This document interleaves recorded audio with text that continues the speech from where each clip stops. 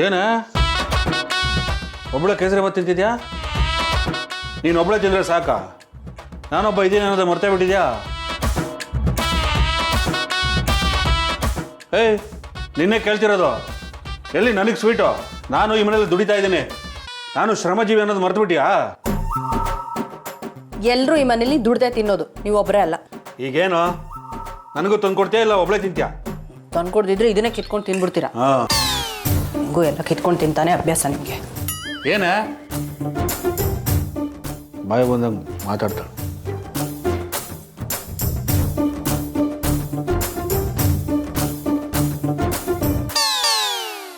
ಅಬ್ಬಾ, ಅಂತೂ ಈ ಮನೆಯಿಂದ ಒಂದು ಪೀಡೆ ತೊಳಗಿದ ಮೇಲೆ ಸ್ವೀಟ್ ತಿನ್ನುವಾಗ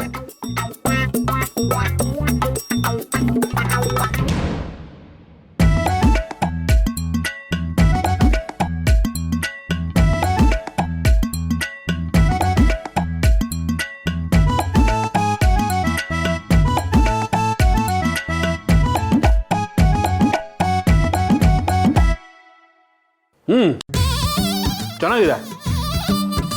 ಇನ್ನೊಂದು ಸ್ವಲ್ಪ ದ್ರಾಕ್ಷಿ ಗೋಡಂಬಿ ಹಾಕಿದ್ದಿದ್ರೆ ಇನ್ನೂ ಚೆನ್ನಾಗಿರ್ತಿತ್ತು. ಮುಂದಿನ ತಿಂಗಳಿಂದ ಮನೆ ಖರ್ಚಿಗೆ ಒಂದು ಸ್ವಲ್ಪ ಜಾಸ್ತಿ ದುಡ್ಡು ಕೊಡಿ, ಅವಾಗ ಇಷ್ಟಿಷ್ಟು ಹಾಕಿ ಮಾಡ್ತೀನಿ. ಅದು ಸರಿ, ಯಾವ ಖುಷಿಗೆ ಸ್ವೀಟ್ ಮಾಡಿರೋದು? ವೆಂಕಿ ಮನೆ ಬಿಟ್ಟು ಹೋದ ಅಂತನಾ? ಅಷ್ಟು ದೊಡ್ಡ ಮನಸ್ಸು ಈ ಮನೇಲಿ ನಿಮ್ಮನ್ನು ಬಿಟ್ಟರೆ ಯಾರಿಗೂ ಇಲ್ಲ ರೀ. ಮತ್ತೆ ಯಾವ ಖುಷಿಗೆ ಸ್ವೀಟ್ ಮಾಡಿದ್ದು? ನೀವು ಮಾವ ಆಗ್ತಿದ್ದೀರಾ.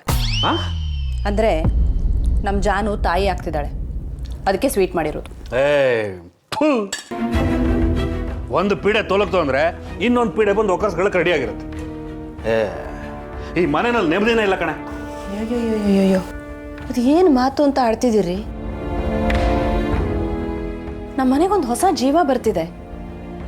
ಈ ಮನೆ ಮಗಳು ತಾಯಿ ಆಗ್ತಿದ್ದಾಳೆ, ನಿಮ್ಮ ಸ್ವಂತ ತಂಗಿ ತಾಯಿ ಆಗ್ತಿರೋದು, ಅದು ಮೊದಲನೇ ಸಲ. ಖುಷಿ ಪಡೋದು ಬಿಟ್ಬಿಟ್ಟು ಈ ಥರ ಎಲ್ಲ ಮಾತಾಡ್ತಿರಲ್ರಿ. ನಿಮ್ಗೇನು ಮಾನವೀಯತೆ ಅನ್ನೋದೇ ಇಲ್ವಾ? ಮಾನವೀಯತೆ ಇರೋದಕ್ಕೆ ಕಣೆ ಈ ಮನೆಗೋಸ್ಕರ ಕಷ್ಟಪಟ್ಟು ದುಡಿತಾ ಇರೋದು. ಜಾನು ಮೊದಲನೇ ಬಾಣಂತನ ಅಂದರೆ ಎಷ್ಟು ಖರ್ಚಿರುತ್ತೆ ಗೊತ್ತಾ? ಅದನ್ನೆಲ್ಲ ಯಾರು ಕೊಡ್ತಾರೆ? ನನ್ನ ಮೇಲೆ ತಾನೇ ಬರೋದು. ಯಾಕ್ರಿ ಪ್ರತಿಯೊಂದಕ್ಕೂ ಲೆಕ್ಕಾಚಾರ ಹಾಕ್ತೀರಾ? ನೀವು ಒಂದು ಲೆಕ್ಕಾಚಾರ ಹಾಕಿದ್ರೆ ಆ ದೇವರು ಇನ್ನೊಂದು ಲೆಕ್ಕಾಚಾರ ಹಾಕಿರ್ತಾನೆ.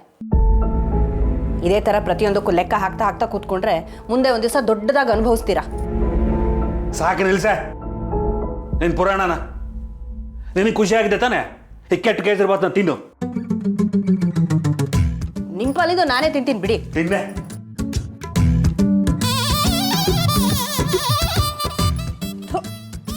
ಎಂದ್ಯಾಕೆ ತಿನ್ನಕ್ಕೂ ಬಿಡ.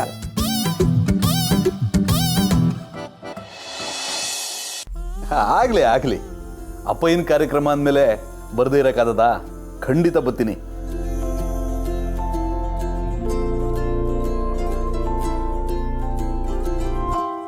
ಅದೆಲ್ಲಿಂದ ಬಂದ್ರು ಈ ಸ್ವಾಮೀಜಿ? ನನ್ನ ಪ್ಲ್ಯಾನ್ ಎಲ್ಲ ಹಾಳು ಮಾಡಿಬಿಟ್ರು. ಆ ಭಾವನಾ ಬಗ್ಗೆ ಇದ್ದಿದ್ದ ಕೆಟ್ಟ ಅಭಿಪ್ರಾಯನೆಲ್ಲ ಒಳ್ಳೆ ರೀತಿಯಲ್ಲಿ ಬದಲಾಯಿಸ್ಬಿಟ್ರು. ಉಳಿದ ಕಡೆ ಒಳ್ಳೇದಾಗುತ್ತಂತೆ, ಅವಳಿಂದಾನೇ ಈ ಮನೆಗೆ ಒಳ್ಳೇದಾಗುತ್ತೆ ಅಂತ ಹೇಳಿ ನಮ್ಮ ಮಾವನ ತಲೆಗೂ ಹುಳ ಬಿಟ್ಬಿಟ್ರು. ಮೊದಲೇ ಅವರು ಅಧಿಕಾರಕ್ಕೋಸ್ಕರ ಬಕಪಕ್ಷಿ ಥರ ಕಾಯ್ತಿರ್ತಾರೆ. ಅಂಥದ್ರಲ್ಲಿ ಮಂತ್ರಿನೋ ಮುಖ್ಯಮಂತ್ರಿನೋ ಆಗೋ ಅವಕಾಶ ಇದೆ ಅಂತಂದರೆ ಸುಮ್ಮನೆ ಬಿಟ್ಟೇ ಬಿಡ್ತಾರಾ? ಒಟ್ಟಿನಲ್ಲಿ ನಾನು ಏನೇ ಪ್ಲ್ಯಾನ್ ಮಾಡಿದ್ರೂ ಯಾಕೋ ಅದು ವರ್ಕ್ ಆಗ್ತಿಲ್ಲ. ಇಲ್ಲ, ಏನಾದರೂ ಒಂದು ಮಾಡಲೇಬೇಕು.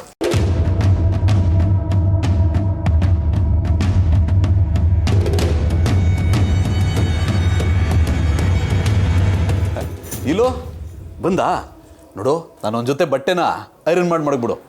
ಯಾಕ್ರಿ, ಎಲ್ಲಾದರೂ ಹೋಗ್ತಿದ್ದೀರಾ? ಇದೇನು ನೀನು ಹಿಂಗೆ ಕೇಳ್ತಾ ಇದ್ದೀ?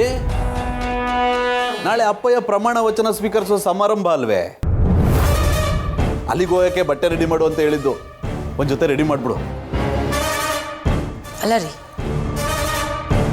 ಯಾವಾಗ ನೋಡಿದ್ರೂ ಒಳ್ಳೆ ನಿಮ್ಮ ಅಪ್ಪನ ಹಿಂದೆ ಪಿಯೆ ಥರ ಓಡಾಡ್ಕೊಂಡಿರ್ತೀರಲ್ಲ, ನಿಮ್ಗೇನು ಅನ್ಸೋದೇ ಇಲ್ವಾ? ಇದ್ರಲ್ಲಿ ಅನ್ಸಕ್ಕೆ ಏನಿದ್ದದು? ನಾನು ಅವ್ರ ಹಿಂದೆ ಅಲ್ಲದೆ ಇನ್ಯಾರ ಹಿಂದೆ ಓಡಾಡೋಕ್ಕಾದದು? ನಾನು ಯಾವಾಗಲೂ ಅವ್ರ ಕಣ್ಗಾವಲಾಗಿ ಕಾಯೋದು ನನ್ನ ಕರ್ತವ್ಯ ಅಲ್ವೇ? ಇದನ್ನು ಯಾರೂ ಕಣ್ಗಾವಲಾಗಿರೋದು ಅಂತ ಅನ್ನಲ್ಲ ರೀ,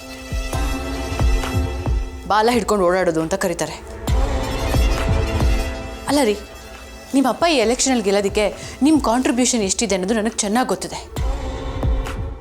ಅದನ್ನೇ ಬಳಸ್ಕೊಂಡು ನೀವು ಸ್ವಂತವಾಗಿ ಓಡಾಡಿ ಜನರ ಬೆಂಬಲ ಗಳಿಸ್ಕೋಬೋದಲ್ವಾ? ಅದು ಬಿಟ್ಟು ಯಾಕೆ ಯಾವಾಗಲೂ ನಿಮ್ಮ ಅಪ್ಪನ ಹಿಂದೆ ಅಸಿಸ್ಟೆಂಟ್ ಥರ ಓಡಾಡ್ಕೊಂಡಿರ್ತೀರಾ? ಇಲ್ಲೋ MLA ಆಗ್ತಾ ಇರೋದು ನಮ್ಮ ಅಪ್ಪಯ್ಯ, ನಾನಲ್ಲ. ಅದು ನನಗೆ ತುಂಬಾ ಚೆನ್ನಾಗಿ ಗೊತ್ತಿದೆ. ನೋಡಿ, ನಾನು ಹೇಳ್ತಿರೋದು ನಿಮ್ಮ ಅಪ್ಪನ ಹೆಸರನ್ನ ಬಳಸ್ಕೊಂಡು ನೀವು ಯಾಕೆ ಸ್ವಂತವಾಗಿ ಒಳ್ಳೆ ಹೆಸರು ಮಾಡಬಾರ್ದು ಅಂತ. ಈಗ ಸಿದ್ದುನೇ ತಗೊಳ್ಳಿ, ಅವನು ಸ್ವತಂತ್ರವಾಗಿ ಓಡಾಡಿನೇ ಅಲ್ವಾ ಇಷ್ಟೆಲ್ಲ ಹೆಸರು ಮಾಡಿರೋದು, ಜನರ ಜೈಕಾರ ಹಾಕಿಸ್ಕೊತಿರೋದು. ಜನರೆಲ್ಲ ಸಿದ್ದುಗೆ ಜೈಕಾರ ಹಾಕೋದನ್ನ ನೋಡಿದ್ರೆ ಎಷ್ಟು ಖುಷಿ ಆಗುತ್ತೆ. ನನ್ನ ಗಂಡಂಗೂ ಹೀಗೆ ಜೈಕಾರ ಹಾಕಬೇಕು ಅಂತ ಹೆಂಡತಿಯಾಗಿ ನನಗೆ ಆಸೆ ಆಗಲ್ವೇನ್ರಿ? ನೋಡ್ ನೀಲು, ನನಗಿದು ಯಾವುದ್ರ ಮೇಲೂ ಆಸಕ್ತಿನೂ ಇಲ್ಲ, ಆಸೆನೂ ಇಲ್ಲ. ನನಗೇನಿದ್ರು ನಮ್ಮ ಅಪ್ಪಯ್ಯ ಅಧಿಕಾರ ಅನುಭವಿಸ್ಬೇಕು, ಅದನ್ನ ನೋಡಬೇಕು ಅಂತ ಆಸೆ. ಅಷ್ಟಕ್ಕೂ ನಮ್ಮ ಅಪ್ಪಯ್ಯ ನಂಗೆ ಏನು ಕಮ್ಮಿ ಮಾಡಿದರು? ಅವ್ರ ನೆರಳಲ್ಲಿ ನಾನು ಸುಖವಾಗಿವ್ನಿ, ನನಗೆ ಯಾವುದು ಬೇಡ. ನೋಡು, ನೀನು ಸುಮ್ಮನೆ ಏನೇನೋ ಯೋಚನೆ ಮಾಡೋದು ಬಿಟ್ಬಿಟ್ಟು ನಾನು ಬಟ್ಟೆ ರೆಡಿ ಮಾಡು. ಹಾಂ, ಛೇ, ಇವ್ರಿಗೆ ನನ್ನ ಫೀಲಿಂಗ್ಸ್ ಅರ್ಥನೇ ಆಗಲ್ಲ. ಇವ್ರನ್ನ ಬದಲಾಯಿಸೋಕ್ಕೆ ಎಷ್ಟು ಪ್ರಯತ್ನ ಪಟ್ಟರೂ ಆಗ್ತಾ ಇಲ್ಲ. ಅದು ಯಾವಾಗ ಇವ್ರಿಗೆ ಬುದ್ಧಿ ಬರುತ್ತೋ ಗೊತ್ತಿಲ್ಲ. ಅಪ್ಪ ನಿಟ್ಟ ಆಲದ ಮರ ಅಂತ ಅದಕ್ಕೆ ನೇತಾಡ್ಕೊಳ್ಳೋಕ್ಕೆ ಹೋಗ್ತಾರೆ. ಛೇ,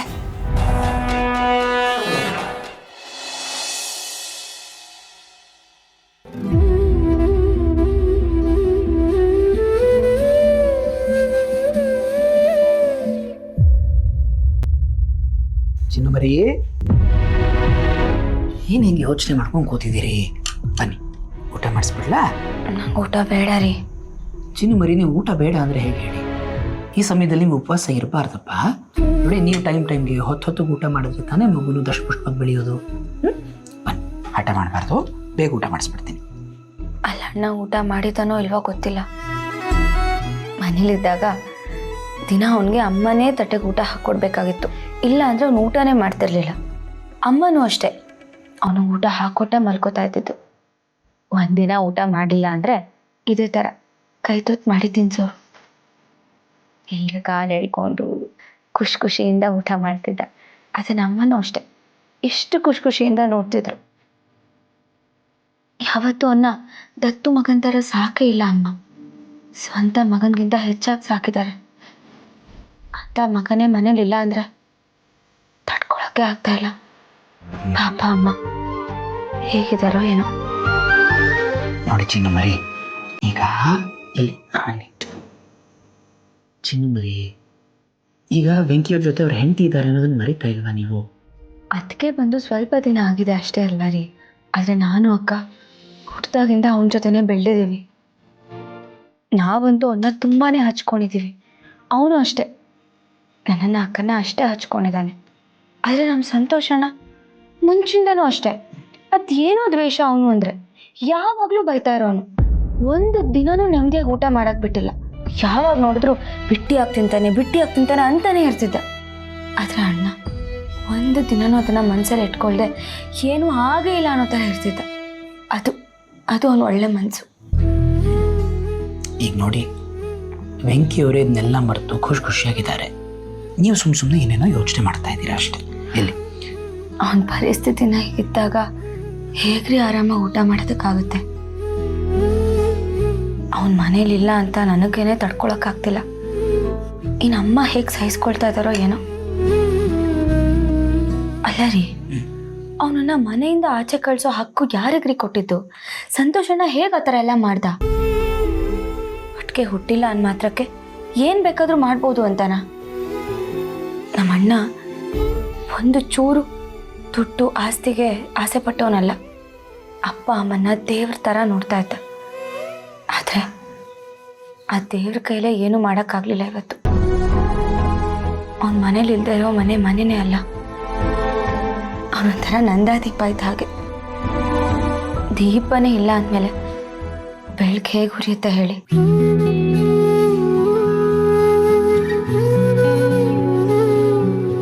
ಯಾರ ವಿಷಯನ ಕೇಳಬಾರ್ದು ಅಂತ ನಾನು ಅನ್ಕೋತೀನೋ ಅವ್ರ ಬಗ್ಗೆನೇ ಮಾತಾಡಿ ನನ್ನ ಕೋಪ ಜಾಸ್ತಿ ಮಾಡಿಸ್ತೀರಲ್ಲ ಜಾನ್ವಿ ಅವರೇ.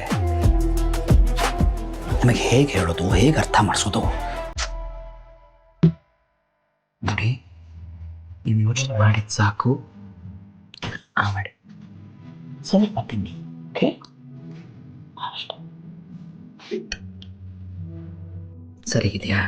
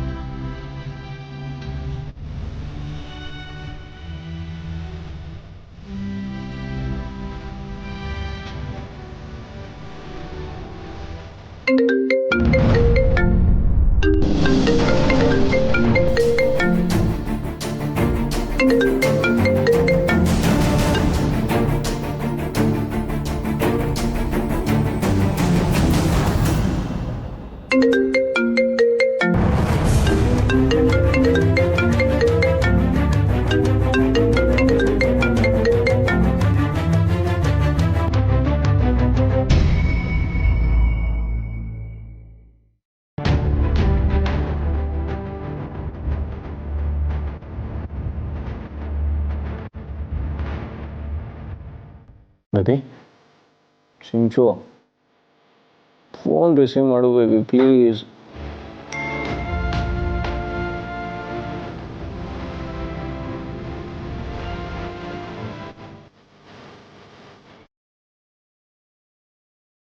ನೀನಿಲ್ದೆ ನನಗೆ ಬದುಕಕ್ಕೆ ಆಗ್ತದ ಬೇಬಿ. ನಿಮ್ಮ ಮನೆಗೆ ಬರೋಣ ಅಂದ್ಕೊಂಡ್ರೆ ನಿಮ್ಮಪ್ಪ ನನ್ನನ್ನು ತುಂಬ ಕೇವಲವಾಗಿ ನೋಡ್ತಾರೆ, ತುಂಬ ತುಚ್ಛವಾಗಿ ಮಾತಾಡಿಸ್ತಾರೆ. ನೀನು ನೋಡಿದ್ರೆ ಫೋನ್ ರಿಸೀವ್ ಮಾಡಲ್ಲ, ಮೆಸೇಜಿಗೆ ರಿಪ್ಲೈ ಮಾಡಲ್ಲ. ನಾನು ಏನು ಮಾಡಲಿ ಹೇಳು? ಏನೋ ಒಂದೆರಡು ಮಾತು ಕೋಪದಲ್ಲಿ ಅಂದೆ, ಅಷ್ಟಕ್ಕೆ ಎಷ್ಟು ದೊಡ್ಡ ಶಿಕ್ಷಣ. ತಪ್ಪು ಮಾಡಿದ್ದೀನಿ, ಸಾರಿ ಕೇಳ್ತಾ ಇದ್ದೀನಲ್ಲ. ಇನ್ಯಾವತ್ತೂ ಹೀಗೆ ಮಾಡಲ್ಲ. ಏನಿಂದ ಬದುಕೋಕ್ಕಾಗ್ತಿಲ್ಲ. ಬೇಗ ಬಂದ್ಬಿಡು ಬೇಬಿ ಪ್ಲೀಸ್. ನೀನು ನನ್ನ ಬಂಗಾರ ಅಲ್ಲ, ಫೋನ್ ರಿಸೀವ್ ಮಾಡು. ಹಾಂ, ಫೋನ್ ಮಾಡ್ತೀನಿ.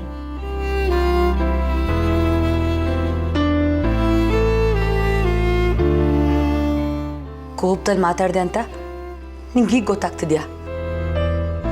ಇಷ್ಟೆಲ್ಲ ಲಕ್ಸುರಿಯಸ್ ಲೈಫ್ ಬಿಟ್ಟು ನಿನ್ನ ನಂಬ್ಕೊಂಡು ಆ ಮನೆಗೆ ಬಂದಲ್ಲ, ಒಳ್ಳೆ ಮರ್ಯಾದನೆ ಕೊಟ್ಟೆ.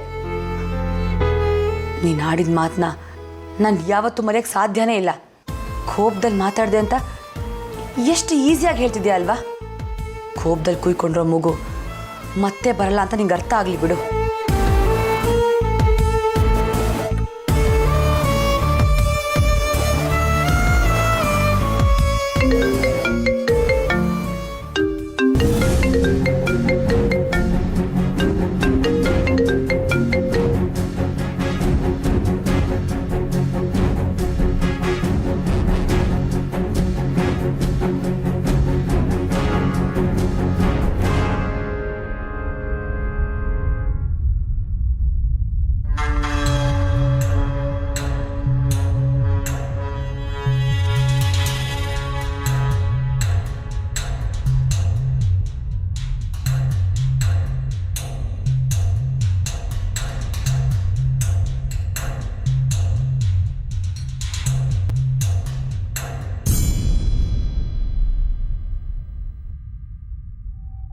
ಸಿಂಚು, ಏನಾಯ್ತು? ಯಾಕೆ ಕೋಪ ಮಾಡ್ಕೊಂಡಿದ್ಯಾ? ಯಾರ್ದು ಫೋನು? ಇನ್ಯಾರ್ದು? ಆ ಹರೀಶ್ದು. ಕಂಟಿನ್ಯೂಸ್ ಆಗಿ ಫೋನ್ ಮಾಡಿ ಮಾಡಿ ಇರಿಟೇಟ್ ಮಾಡ್ತೀಯಾನೆ. ಈಗ ಯಾಕೆ ಫೋನ್ ಮಾಡ್ತಾ ಇದ್ದಾನೆ? ಜೀವನ ಪರ್ಯಂತ ಅವ್ನು ದುಡ್ಡು ಸಾಕಿದ್ಯಾ? ಅಷ್ಟು ಮಾಡಿದ್ರು ನಿನಗೆ ಅವಮಾನ ಮಾಡಿ ನಮ್ಮ ಮನೆಗೆ ಕಳಿಸಿದ್ದಾನೆ. ಇನ್ನೂ ಸಾಕಾಗ್ಲಿಲ್ವಂತ ಅವನಿಗೆ? ನೋಡು, ಅವನು ಫೋನ್ ಮಾಡಬೇಡ ಅಂತ ಹೇಳು. ಅದನ್ನ ಬಾಯ್ ಬಿಟ್ಟು ಬೇರೆ ಹೇಳ್ಬೇಕಮ್ಮ. ನಾನು ಕಟ್ ಮಾಡ್ತಿದ್ದೀನಿ ಅಂದ್ರೆ ಅವಾಯ್ಡ್ ಮಾಡ್ತಿದ್ದೀನಿ ಅಂತ ತರ ಅರ್ಥ ಮಾಡ್ಕೋಬೇಕು ಅವನು. ಇವನ್ಗೆ ಎಷ್ಟು ಹೇಳಿದ್ರು ಅರ್ಥ ಆಗಲ್ಲ ಅನ್ಸುತ್ತೆ. ನೋಡು, ಅವ್ನು ನಿನಗೆ ಫೋನ್ ಮಾಡಿದ್ರೆ ಆ ಫೋನ್ ನಿನಗೆ ಬರದೇ ಇದ್ದಂಗೆ ಮಾಡ್ಕೊ. ಅಮ್ಮ ಪ್ಲೀಸ್, ಈಗ ಮೊದಲೇ ಟೆನ್ಷನಲ್ಲಿದ್ದೀನಿ. ಏನೇನೋ ಹೇಳಿ ತಲೆ ಕೆಡಿಸ್ಬೇಡ. ಏನೋ ಮಾಡ್ಕೋತೀನಿ. ಈಗ ಹೇಳಿನೇ ನಿನ್ನ ಜೀವನ ನೀನೇ ಹಾಳು ಮಾಡ್ಕೊಂಡಿರೋದು. ನಮ್ಮ ಮಾತಂತೂ ಕೇಳಲ್ಲ, ನಿನ್ ದಾರಿಲೂ ನೀನು ನಡೆಯಲ್ಲ. ಏನಾದರೂ ಮಾಡ್ಕೊ, ಎಲ್ಲ ನನ್ನ ಕರ್ಮ.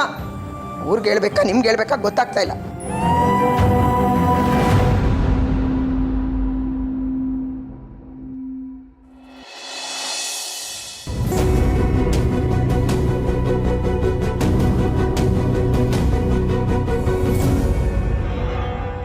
ಸಿದ್ದು, ನಿಂತ್ಕೊ.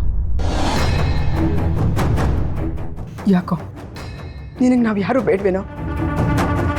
ಒಂದು 5 ನಿಮಿಷನೂ ನಮ್ಮ ಜೊತೆ ಎಲ್ಲ ಕುತ್ಕೊಂಡು ಮಾತಾಡೋಕ್ಕೆ ನಿಂಗೆ ಸಮಯ ಇಲ್ವಾ?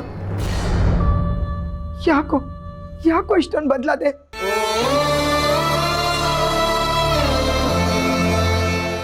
ನೋಡು, ನನ್ನ ಮಾತು ಕೇಳು. ಮೊದಲು ನಿನ್ನ ಹೆಂಡತಿನ ಕರ್ಕೊಂಡೋಗಿ ಅವ್ರ ಅಮ್ಮನ ಮನೇಲಿ ಬಿಟ್ಬಿಟ್ಟು ಬಂದ್ಬಿಡು.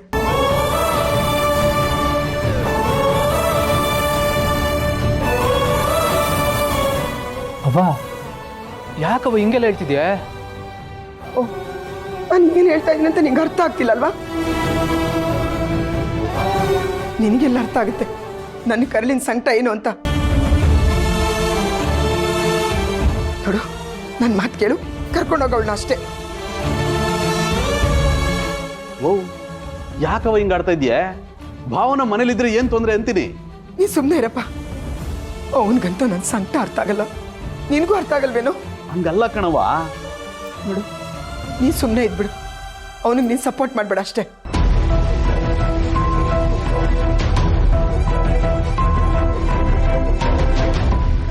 ಅಂತೂ ನಾನು ಬಯಸ್ತಾ ಇದ್ದಿದ್ದ ಸಮಯ ಈಗ ಬಂತು. ಇವರು ಇಷ್ಟೊಂದು ಕೋಪ ಮಾಡ್ಕೊಂಡಿದ್ದಾರೆ ಅಂದರೆ ಇವನ್ ಮನೆ ಬಿಟ್ಟು ಹೋಗಲೇಬೇಕು. ಅಲ್ಲ ಕಣವ, ಅಪ್ಪ ಏನೇ ಸುಮ್ಮನಿರುವಾಗ ನೀನ್ ಯಾಕವ ಇವ್ರ ಮನೆ ಬಿಟ್ಟು ಹೋಗುವಂತ ಇದೆಯಾ? ಅವ್ರು ಸುಮ್ಮನೆ ಇದ್ದಾರೆ ಅಂತಾನೆ ಅವ್ರ ಪರವಾಗಿ ನಾನು ಮಾತಾಡ್ತಾ ಇರೋದು.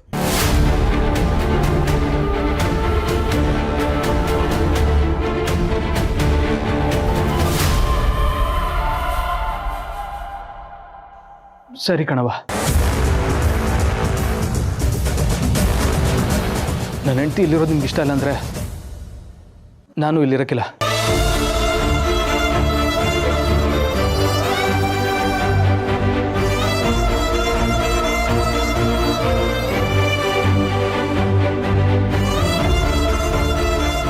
ಅಪ್ಪಾಜಿ, ನಾನು ಮನೆ ಬಿಟ್ಟು ಹೊರಗೆ ಹೋಗ್ತೀನಿ.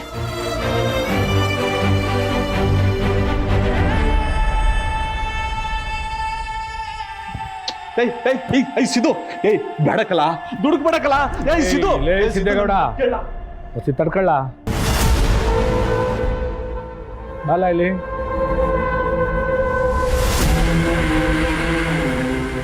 ನೀವಿಬ್ರು ಎಲ್ಲೂ ಹೋಗೋದ್ ಬೇಕಾಗಿಲ್ಲ, ನೀವಿಬ್ರು ಈ ಮನೇಲೇ ಇರಿ.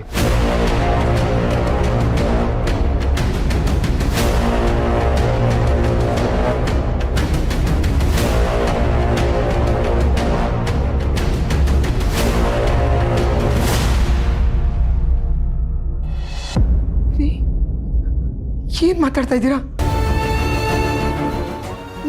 ನೀವೇ ತಾನೇ ಹೇಳಿದ್ದು ಎಲೆಕ್ಷನ್ ಆದ್ಮೇಲೆ ಅವಳನ್ನ ಅವ್ರ ಮನೆಗೆ ಕಳಿಸ್ತೀನಿ ಅಂತ. ಇವಾಗ ಏನಾಯ್ತ್ರಿ? ನೋಡಮ್ಮಿ, ನಾವು ಈಗ ತಾನೇ ಎಲೆಕ್ಷನಲ್ಲಿ ಗೆದ್ದಿದ್ದೀನಿ. ಅದು ಅಲ್ಲದೆ ಮಿನಿಸ್ಟ್ರ್ ಪೋಸ್ಟ್ ಬೇರೆ ಬರೋ ಅವಕಾಶ ಇದೆ.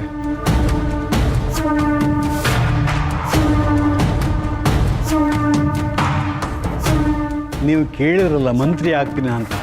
ಈ ಹುಡುಗಿಯ ಕಾಲ್ಗುಣದಿಂದ ನಿಮ್ಮ ರಾಜಕೀಯ ಭವಿಷ್ಯ ಉಜ್ವಲವಾಗುತ್ತೆ. ಮೇಡಮೇ, ಈಗ ನಾವೇನಾದರೂ ಇವರಿಬ್ಬರನ್ನು ಹೊರಗಡೆ ಕಳಿಸಿರೋ ವಿಷಯ ಹೊರಗಡೆ ಜನಗಳು ಗೊತ್ತಾದರೆ ನಾನು ಮಿನಿಸ್ಟ್ರ್ ಪೋಸ್ಟ್ಗೆ ಕೂತು ಬರ್ತದೆ. ಹೊಸ ಅರ್ಥ ಮಾಡ್ಕೊಳ್ಳಮ್ಮಿ.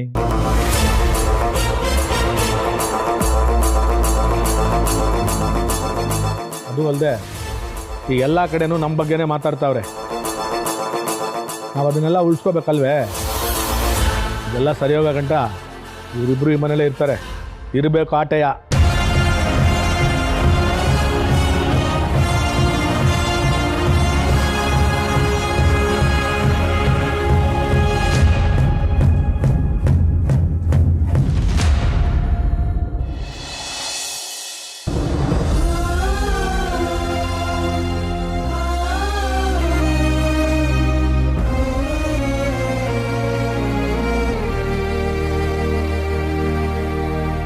ವೆಂಕಿ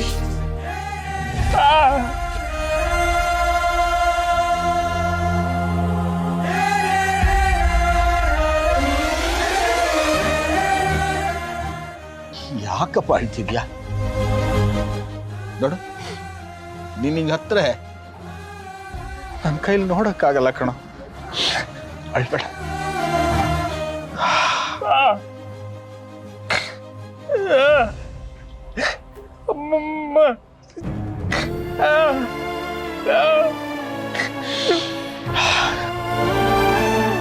ವೆಂಕಿ, ಹಿಂಗೆಲ್ಲ ಅಳಬಾರ್ದಪ್ಪ.